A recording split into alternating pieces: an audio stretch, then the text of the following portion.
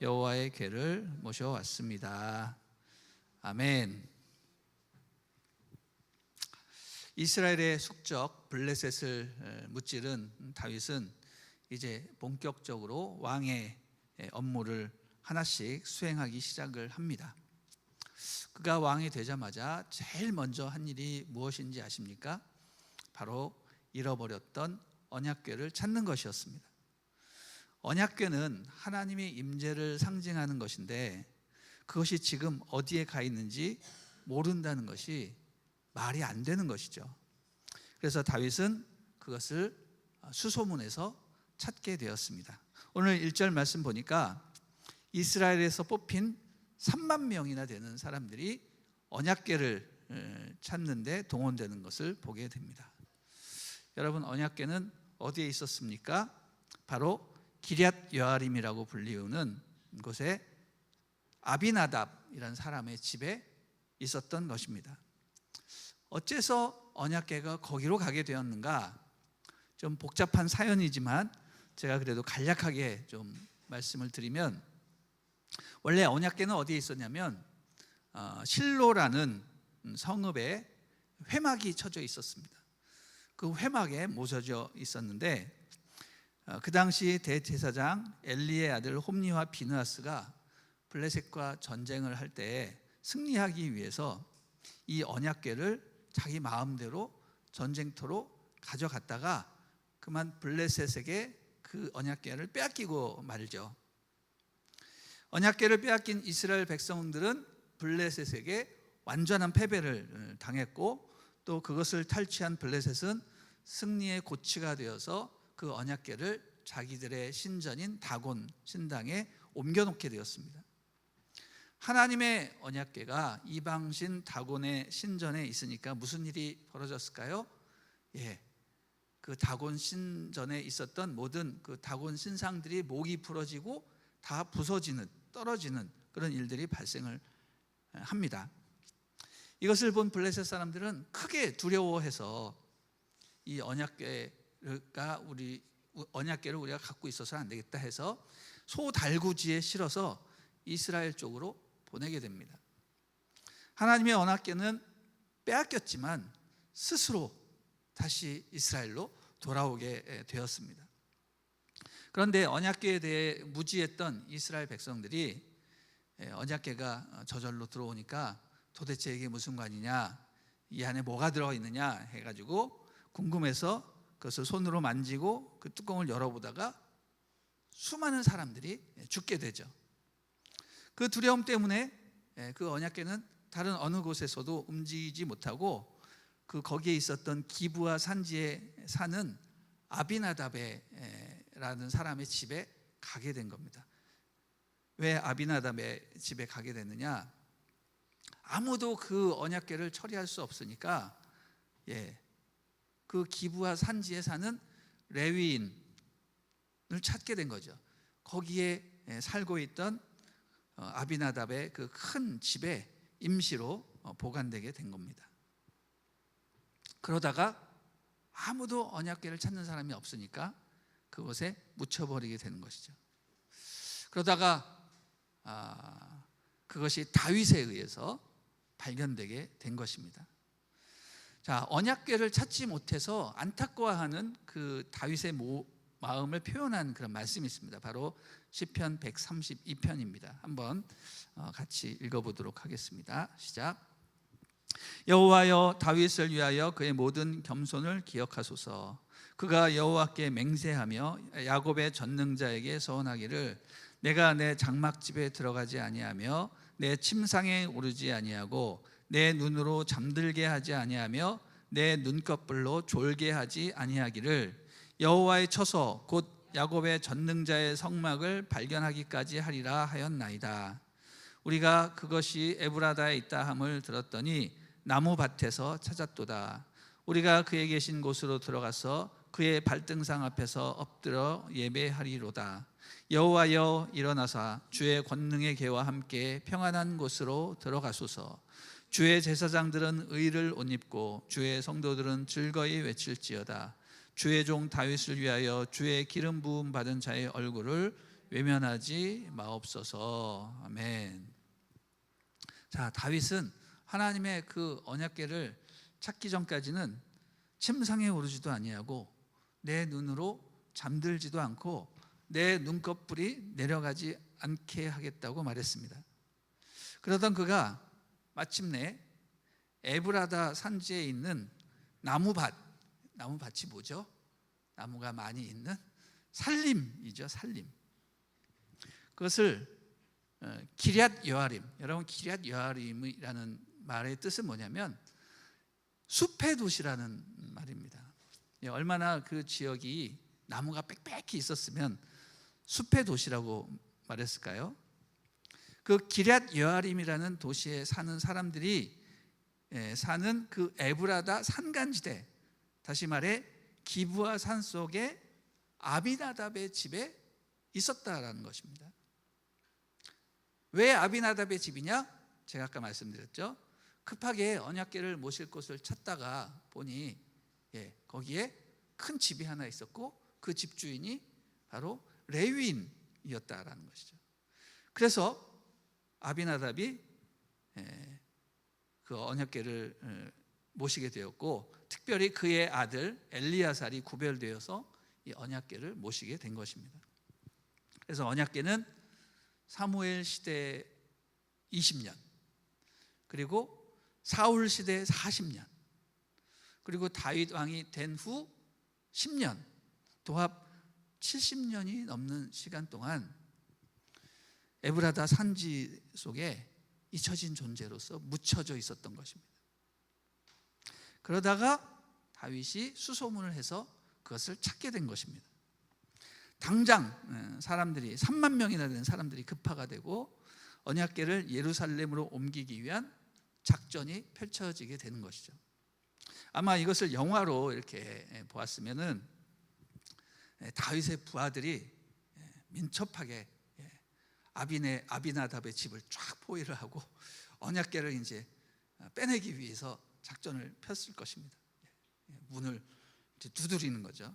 그랬더니 웬 수염이 아주 많이 난 사람이 나타나가지고 웬일이냐? 그래서 우리가 언약궤를 찾으러 왔다. 어디 있냐? 그래서 이제 그 사람에 의해서 언약궤가 있는 곳으로 가는데, 언약궤가 어디에 있었는가? 그 집에 깊숙한 그 창고 속에 아마 있지 않았을까. 언약궤가 보관된 지 70년이 넘었고 아비나답은 분명 죽었을 것이며 엘르아살이 등장하지 않습니다. 아마 그도 죽었지 않았을까. 그리고 그의 동생인 우사와 아효가 언급되는 것을 보면 정말 오랜 시간이 지났다는 것을 우리는 알게 됩니다. 그야말로 언약궤는 모셔져 있는 것이 아니라 창고 깊숙한 곳에 수장되어 있었던 것입니다. 언약궤를 가지러 왔다고 군사들이 오니까 아효와 우사가 창고 깊숙한 곳에서 그 먼지를 막 털어낸 다음에 그것들을 이제 아무 생각 없이 다윗이 언약궤를 가지러 오기 위해서 뭘 했다고 했습니까? 새로운 수레를 만들었다고 했습니다. 그래서 그 수레를 위에 언약궤를 놓고 정말 아무 생각 없이 소들이 끄는 수레에 그것을 싣고 아효가 앞서 걸어가고 있었습니다. 여러분, 수레 위에 실려진 언약궤 얼마나 불안합니까? 그것은 덜그덕거리는 그런 산길을 내려오다가 큰 돌뿌리에 바퀴가 걸려서 결국은 심하게 흔들리더니 법궤가 막 떨어지고 있었습니다. 그 광경을 본 아비나답의 아들 우사가 몸을 던져서, 법궤가 떨어지면 큰일 나니까 몸을 던져서 그 법궤가 쓰러지는 것을 막았는데 그만 그 자리에서 즉사하고 마른 겁니다. 왜 죽었습니까? 법궤는 거룩하기 때문에 사람이 손을 대면 죽는 것입니다. 그래서 그 자리에서 우사는 법궤를 살리고 자기가 죽은 거예요. 세상에 이런 일이. 법궤가 쓰러지는 것을 잡았다고 그 자리에서 그 사람이 죽다니. 여러분, 그것을 잡지 않았으면 어떻게 됐습니까? 법궤가 땅에 떨어져서 산산조각이 나는 것이죠. 이것은 상상할 수 없는 일입니다. 하나님의 임재를 상징하는 법궤가 땅에 떨어져 가지고 박살이 났다. 이거는 정말 꿈에서도 상상할 수 없는 그런 내용이 현실에 벌어질 찰나였습니다. 근데 그것을 막았죠. 그런데 그가 죽었던 것입니다. 이것을 도대체 어떻게 해석해야 되는가? 이 부분을 읽는 모든 사람들은 다 이렇게 생각합니다. 하나님이 너무하신 거 아닌가? 아무리 그래도 잡지 않았으면 법궤가 부서졌을 텐데 그것을 막은 사람이 사람을 어떻게 죽이시는가? 충격에 빠지죠. 근데요, 가장 큰 충격에 빠진 사람이 누구였냐면 다름 아닌 다윗 자신이었습니다. 우사의 죽음을 보면서 그는 큰 두려움과 실망감에 사로잡혔습니다. 아니, 법궤를 만졌다고 사람을 죽이시는 하나님은 도대체 어떤 분인가? 이런 생각. 또 우리가 시편 132편에서 읽어본 것처럼 주님의 임재를 사모하여 자신의 곁으로 법궤를 옮기려 했던 그 갸륵한 마음이 단번에 거절당한 거죠. 그는 큰 상처를 받고 시험에 빠지게 됩니다. 그래서 다윗은 너무 화가 나가지고 그 지역의 이름을 베레스 우사라고 불렀습니다. 베레스 우사란 무슨 뜻이냐면 우사를 치셨다, 하나님이 우사를 치셨다, 뭐 이런 뜻을 갖고 있는 것입니다.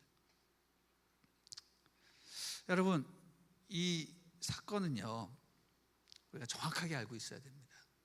이 사건은 우리 하나님께서 성격이 까탈스러우시거나 아니면 다윗의 마음을 몰라주셔서 그런 것이 아니라 정말 순전히 무지의 소산이라는 것이죠. 법궤는 어떻게 옮겨야 됩니까? 사람이 만지면 안 되고요. 그렇다고 소 달구지, 아무리 새 수레라도 상관없어요. 그런 데다 옮기면 안 되는 겁니다. 긴 막대기를 고리에 끼워서 제사장들이 어깨에 메고 옮겨야 되는 겁니다. 그런데 이들은 수레에 실었어요. 왜 수레에 실었을까요? 편하게 승용차 타고 타듯 오시라고? 아닙니다. 그 언약궤가 처음부터 이스라엘에 어떤 형태로 왔어요? 소 달구지에 실려서 블레셋에서 왔단 말이에요. 그래서 그 모습을 본 이스라엘 백성들은 그렇게 해야 되나 보다라고 생각을 했던 것입니다. 율법에 무지했던, 율법을 읽지 않았던 이스라엘 사람들은 블레셋이 소 달구지에 실어 보낸 그대로 소 달구지에 실어서 가야 한다라고 생각을 했던 것입니다.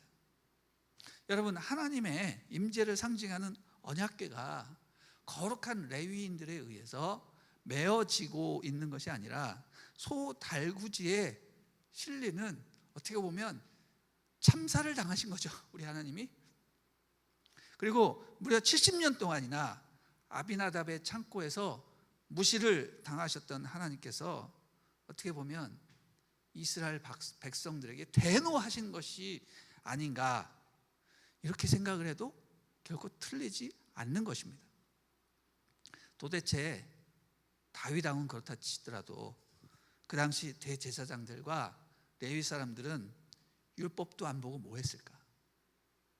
도대체 이런 무지의 소산이 어디 있었는가?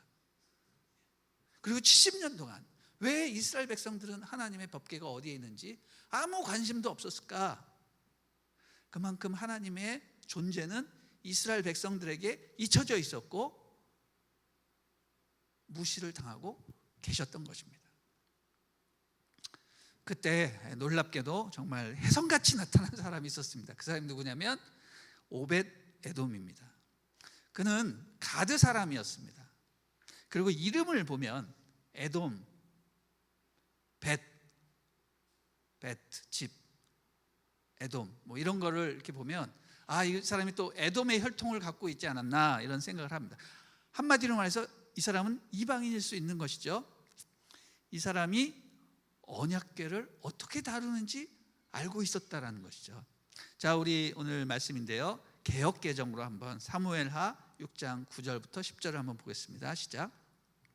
다윗이 그날에 여호와를 두려워하여 이르되 여호와의 궤가 어찌 내게로 오리요 하고 다윗이 여호와의 궤를 옮겨 다윗성 자기에게로 메어가기를 즐겨하지 아니하고 가드 사람 오벳 에돔의 집으로 어떻게 했다고요? 메어갔다. 할렐루야. 예. 지금 하나님의 법궤를 소 달구지에 실어서 문제가 생겼는데 이 오벳 에돔은 바로 그것을 수정하여 자기 집으로 그것을 메어간 것을 보게 됩니다. 여기 우리말 성경에는 그 표현이 잘 안 나오죠. 여기는 정확하게 메어갔다 이렇게 되어 있습니다. 여러분, 오벳 에돔은요, 법궤를 알아보고 그것을 자기 집으로 메어가서 그것을 모셨습니다.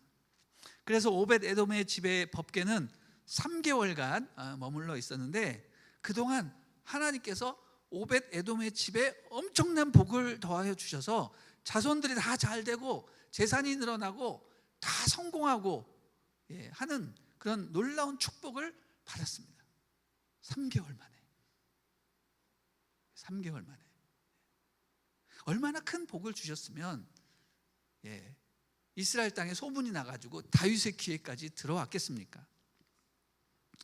여러분, 여기서 우리가 중요한 사실 하나를 한 가지 짚고 넘어가야 할 것인데요, 이게 뭐냐면 같은 법궤를 모셨는데 누구는 복을 받고 누구는 아들이 죽는 화를 당했다라는 것이죠. 아비나답의 집에서는 무려 70년 동안 있었는데 아무 일도 일어나지 않았습니다. 그런데 오벳 에돔은 3개월 모셨는데 엄청난 복을 받았습니다. 이유는 뭘까요? 간단합니다. 법궤가 창고 속에 보관되어 있었기 때문이죠. 창고 속에 보관되어 있으면 아무 일도 안 일어납니다. 아니, 아무 일도 안 일어나는 게 아니라 재앙이 일어나는 것이죠. 반면에 오벳 에돔은 3개월이지만 그 법궤를 어디에 모셨을까요? 자기 집에? 아닙니다. 제가 묵상하기로는 자기 집 안방을 내놓았을 것입니다. 안방의 가장 중요한 자리에 법궤를 모셔놓고 매일 기도하고 매일 찬양하고 매일 예배를 드리고 사람들에게 소문내기를, 우리 집에 하나님의 법궤가 우리 집 안방에 모셔져 있습니다. 이 얼마나 큰 영광이요, 이 얼마나 큰 은혜입니까?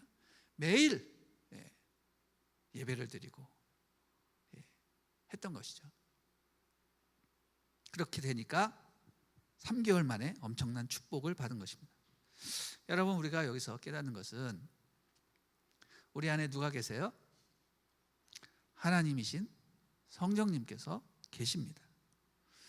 근데 우리가 성령님을 모시고 있는데 마치 오벳 에돔처럼, 마치 아비나답처럼 그것을 그냥 창고에 방치하듯이 보관해버리면 아무 일도 일어나지 않습니다.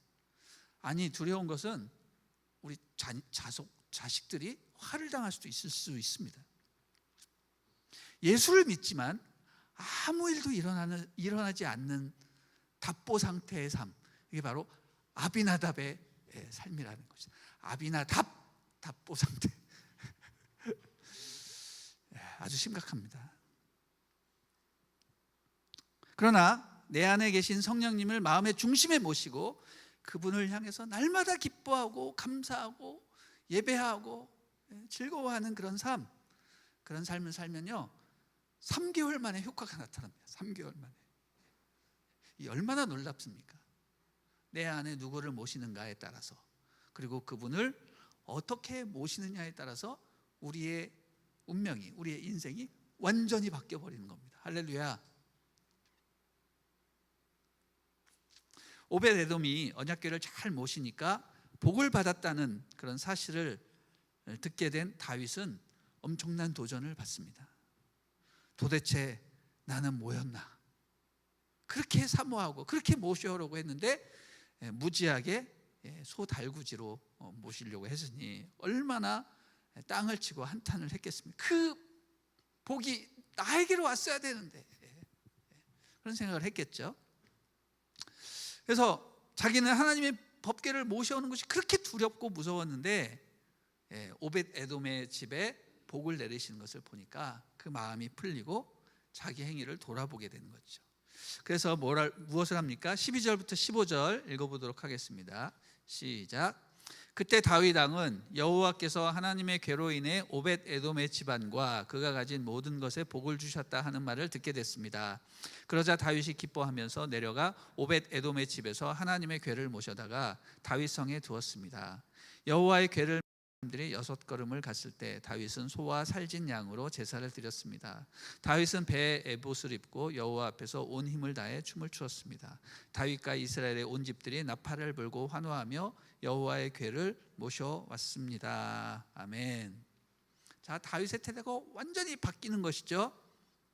저는 이제 기쁜 마음으로 빨리 하나님의 복을 내가 챙겨야 되겠다 해가지고 오벳 에돔의 집에 모셔져 있던 법궤를 빨리 빼앗아 오듯이 자기 다윗성에 안치를 합니다.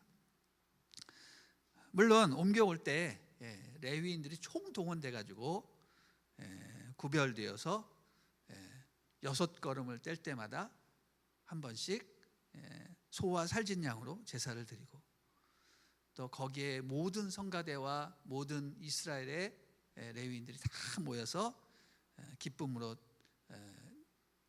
음악을 연주하고 찬송을 부르고, 다윗은 거기서 정말 전심을 다해 막 춤을 추는, 너무너무 기뻐서 어쩔 줄 모르는 그런 춤을 추면서 언약궤를 맞이하게 되었습니다. 여기 보니까 다윗과 이스라엘의 온 집들이 다 나팔을 불고 환호하며 여호와의 궤를 모셔왔다고 했습니다. 여러분, 비로소 왕이 입성하신 것입니다. 할렐루야. 하나님의 임재를 상징하는 언약궤가 다윗의 품에 오니 다윗은 한숨을 크게 내쉬고, 드디어 해결되었구나. 드디어 내가 가장 사모하는 아버지 하나님을 모시게 되었구나. 이렇게 마음을 놓고 이제는 본격적으로 왕으로서의 사역을 할 수 있었던 겁니다. 여러분, 그 언약궤가 모셔져 있던 곳이 어디예요? 바로 다윗의 장막이에요. 다윗의 장막. 다윗의 장막은 성전이 아닙니다.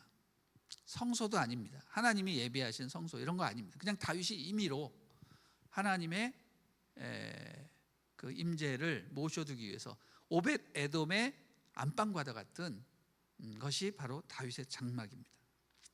그것은 정말 보잘것없는 장막이고 텐트에 불과하지만 거기에는 하나님을 사랑하는 다윗의 마음이 오롯이 녹아져 있는 곳입니다. 거기에서는 매일 예배가 진행이 되고 찬양이 있고 향이 있고, 다윗은 아마 매일 퇴근하고 그곳에 가서 인사드리고 하나님 잘 계셨습니까? 아마 자기 아버지에게 문안드리듯 매일 드나들면서 하나님의 법궤를 섬겼을 것입니다. 바로 다윗의 사랑과 열정이 담겨져 있고 자신의 곁에 모시고 두고픈 이 다윗의 마음이 녹아있는 자리다라고 할 수 있겠습니다. 저는 이것을 이렇게 표현하고 싶습니다. 신혼살림의 단칸방 같은. 요새는 그런 좀 스피릿이 없는 것 같아요. 제가 어렸을 때만 하더라도 또 우리 부모님 세대도 그렇고요. 뭐 아파트도 필요 없어요. 뭐 아파트라는 것도 없었으니까. 그냥 우리가 결혼해서 오두막집에 사과 상자 하나 올려놓고 흰밥에 간장 종지, 왕후의 밥, 거리내 찬, 이런 것만 있어도 당신과 함께라면 나는 행복하겠습니다. 뭐 이런 거 있었어요. 요새는 모르겠습니다. 그런 순수한 사랑이 엿보이는 게 바로 다윗의 장막이죠. 거기에는 화려함도, 어떤 인간의 막 치장하고 데코레이션하고 그런 것이 없습니다.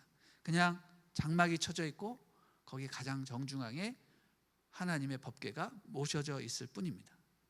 그러나 거기에는 항상 예배가 있고 찬양이 있고 기도가 있고 감사와 또 경배가 있는 그런 곳.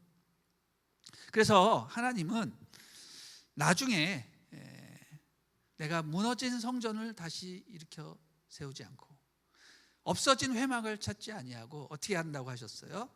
정말 보잘것 없었지만 없어졌던 다윗의 장막을 기억하시고 그것을 일으켜 세우시겠다고 했습니다.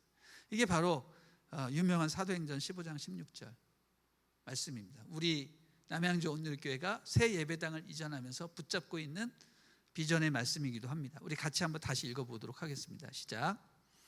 이후에 내가 돌아와서 다윗의 무너진 장막을 다시 지으며 또 그 허물어진 것을 다시 지어 일으키리니 이는 그 남은 사람들과 내 이름으로 일컬음을 받는 모든 이방인들로 주를 찾게 하려 함이라 하셨으니 즉 예로부터 이것을 알게 하시는 주의 말씀이라 함과 같으니라. 아멘. 자, 이 말씀을 보면 다윗의 장막이요, 하나님이 기억에서 소환해서 다시 만들겠다라는 것을 뛰어넘어 굉장히 놀라운 비전으로 확장되는 것을 보게 됩니다. 하나님께서 다윗의 무너진 장막을 다시 지으시고 그것을 다시 일으켜 세우시되 어떻게 하신다고요? 그 남은 사람들과 함께 이방인들의 예배 처소가 될 것이다, 이렇게 말씀하십니다. 그 장막이 앞으로 하나님을 사랑하는 이방인들의 예배 처소가 될 것이다. 여러분, 하나님을 사랑하는 이방인들이 누굴까요? 누구죠? 우리예요, 우리. 바로 대한민국. 대한민국은요, 성경에 나오지도 않는, 정말 어떻게 보면 일제시대 때 이미 없어졌어야 할 나라일 수도 있고, 6.25 전쟁 때 공산화 돼서 지금 북한에 통합되어 있었을 수 있는 그런 나라이기도 합니다. 그러나 여러분, 우리나라의 그 근현대사를 이렇게 보게 되면 하나님의 역사가 아니면 우리나라는 존재하지가 않았습니다. 일제시대 어떻게 그렇게, 여러분, 일제시대를 통해서 한반도가 복음화됐어요. 기독교로 복음화됐어요. 일제 핍박이 너무 심하고 소망이 없으니까 하나님만 그렇게 찾았던 거예요. 그래서 평양 대부흥 운동도 일어나고 전국에 복음이 전파됐습니다. 일제시대 때. 그래서 일제시대 때 복음이 전파되고 그리고 나라가 근대화됐어요. 일본이 뜻하지 않게 자기네 식민지로 삼기 위해서 자기네 나라로 생각했으니까 모든 공장이니 길이니 철도니 다 닦아놓은 거거든요. 우리나라를 위해서 한 게 아니라 자기네 땅이니까 자기네들이 수탈하려고 그렇게 만든 거예요. 근데 그게 우리나라의 근대화의 초석이 된 겁니다. 근데 나눠졌잖아요. 이제 공산화될 뻔했잖아요. 우리나라 사실 전쟁에서 이길 수 있는 확률이 전혀 없었습니다. 그런데 어느 날 갑자기 전 세계에서 군대들이 몰려옵니다. 여러분, 있을 수 있는 일입니까? 우리나라에서 전쟁이 일어났는데 왜 외국에서 16개국이나 되는 외국에서 군사들이 와서 싸웁니까? 제가요, 예전에 서점에서 6.25 때 찍은 컬러 사진 첩을 제가 발견해가지고 그걸 이제 봤는데 너무 재밌었어요. 완전 풀 칼라로 6.25 때 사진을 다 찍어서, 책 한 굉장히 두꺼운 책입니다. 근데 그걸 봤는데 너무 재밌는 게요, 한국에 있는 모든, 우리 남한에 있는 모든 백성들이 다 구경하고 있어요. 뭘 구경하냐면 외국 군대들이 대신 싸워주는 것을 구경하고 있어요. 다 사진 보면 그거 그대로 나옵니다. 미국, 뭐 영국, 뭐 터키, 뭐 전 세계에서 와서 대신 우리를 위해서 싸워주고 있어요. 어떻게 해서 이런 일이 벌어질까? 하나님이 택하심이 있는 겁니다. 우리나라 백성들을 택하신 바가 있는 겁니다. 그래서 지키신 거예요. 우리나라가 할 수 없으니까 외국의 군대를 소환해가지고 지키신 겁니다. 그래서 우리가 대한민국을 지킬 수 있었습니다. 이제 북한이 이제 70년이 됐으니까 곧 무너질 겁니다. 저는 그렇게 믿습니다. 그럼 놀라운 일이 벌어질 것이고, 또 하나님의 사명은 반드시 우리 한민족을 통해서 이루어지게 될 것입니다. 하나님은 이방인들을 통해서 예배를 받으실 것이고, 그것은 바로 복음 전파의 핵심 자리가 될 것이라고 예언해 주셨습니다. 근데 더 놀라운 사실은 그 계획은 아주 옛적부터 이루어졌다, 이렇게 말씀하고 있습니다. 예로부터 이것을 알게 하시는 주의 말씀이다. 할렐루야. 저는 이 말씀을 묵상할 때마다 어떻게 이렇게 기가 막히게 우리를 향한 말씀인가, 이런 생각을 하고 흥분을 하기도 합니다.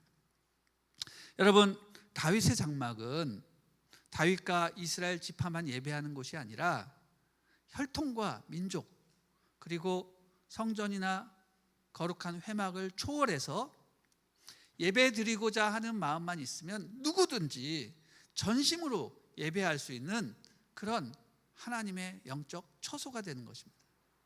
이 비전은 제일 먼저 오벳 에돔이라는 그런 믿음의 사람을 통해서 자기의 가장 좋은 장소, 자기 집 안방을 내어드림으로 시작을 했고, 또 다윗은 그것을 보고 큰 영감을 받아서 다윗의 장막을 세웠으며, 이제 그것은 발전하여 성전으로 나아가서 솔로몬 성전이 되고,